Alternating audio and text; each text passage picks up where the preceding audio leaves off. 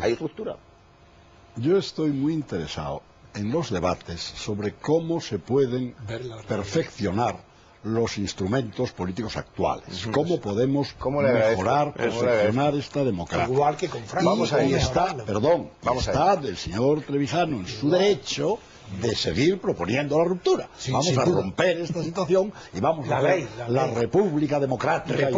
Yo digo, no hay más política concreta que la que hacen hombres concretos desde situaciones concretas. No hay más. Y entonces, decir que en el año 1975, con un jefe del Estado que había gobernado durante 40 años, que murió en la cama, con el respeto mayoritario de su pueblo, dígase lo que se quiera. Eso es verdad. Con un ejército, absolutamente cierto.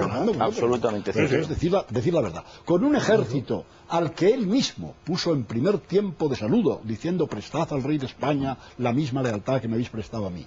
Dígame usted qué ruptura cabía que no fuera utilizando las leyes del régimen para llegar a la democracia.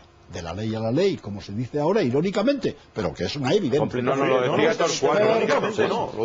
La vigente Constitución española tiene una cláusula derogatoria de las leyes fundamentales del régimen de Franco. Y no hay ruptura que valga. Es la continuidad del Estado que se transforma en una democracia. Que luego las cosas empiezan a hacerse mal. Ahí es donde yo empiezo a estar de acuerdo con ustedes.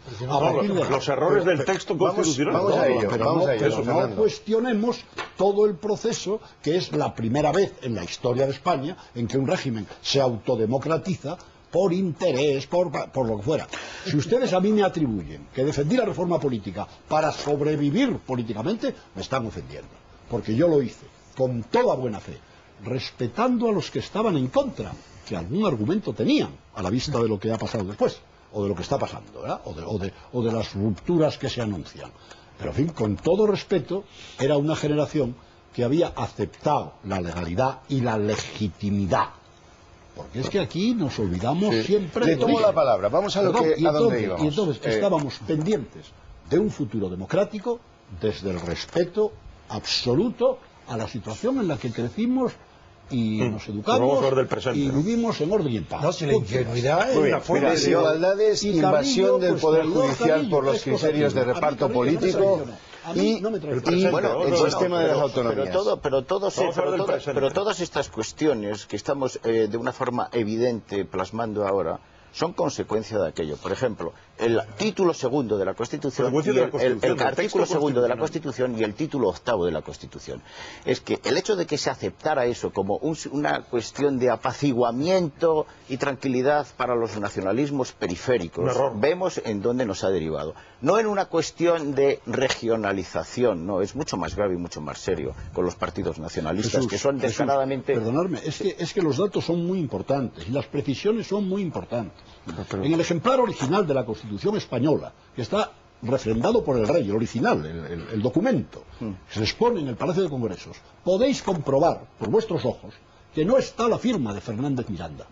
Porque Fernández Miranda, que inventó todo el proceso, es que Fernández, las nacionalidades. Es que ahí es donde quiero ir yo. No, yo no he dicho eso. Yo no he dicho eso. Oye, Fernando, yo no he dicho eso. Yo he dicho porque es un error el sistema autonómico.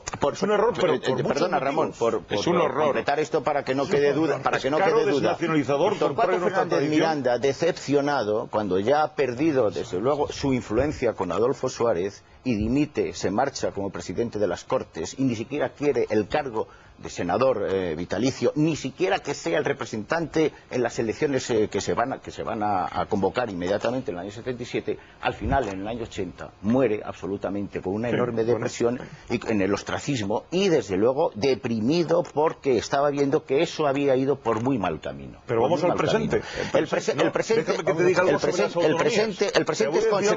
es consecuencia de las... Mira, lo de las autonomías, no, termino con esto, Ramón, lo de las autonomías nos ha llevado a un proceso en donde sí que se han exacerbado en la regionalización en regiones donde no había absolutamente ninguna pulsión, para apaciguar unas. Claro, pero Cataluña y País Vasco. Cataluña y País Vasco. Es una compraventa de voluntades que intenta comprar a los nacionalistas mediante el dinero de los contribuyentes. Y ahora se está llevando a la miseria. Más grave. El señor Carlos Rovira abriendo... Perdona, Diego. Más grave, con un sistema permanentemente chantajeado. Pero vamos al origen. Pero no solo es eso. Ahora mismo, el señor Carlos Rovira abriendo embajadas por todo de Cataluña. El Ayuntamiento de Barcelona abriendo embajadas en Shanghái. Eso es el artículo 152 de la Constitución. Se pudo hacer peor, pero entrenando. Bueno, espérate a ver qué dice. Yo quiero decir que, vamos a ver, con el Estatuto de Cataluña. Se está hablando del problema de las exigencias de los ultrarregionalistas o nacionalistas, como queréis llamarlo. Separatistas. Pero es que esto está implícito en el texto constitucional. Porque se pensó, bueno, si extendemos a todas las regiones, que las falseamos en algunos casos y todo, ¿no? Castilla, León, Castilla-La Mancha, ¿no?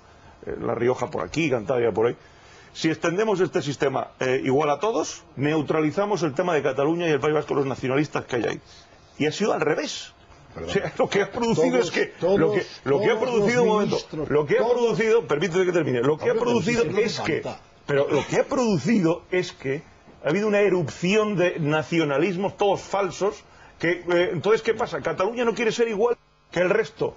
Vamos a reformar el estatuto. Permite que te acabe el argumento. Vamos a reformar el estatuto. Y ya tenemos un estatuto cosoberanista. Y los de al lado dicen, ¿cómo vamos a ser menos nosotros? Queremos lo mismo.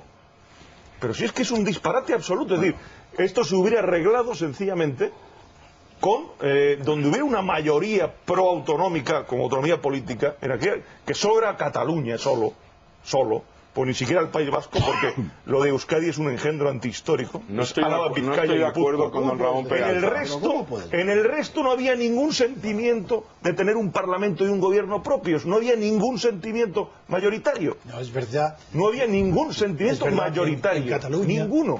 Antes de la Constitución había un sentimiento mayoritario que tiene un de restauración del estatuto que tuvo en la República. Y la previa mancomunidad que hubo, y la mancomunidad previa que hubo. Hasta tal punto que me llamaron para que yo presidiera la diada antes, cuando era todavía legal, y fui.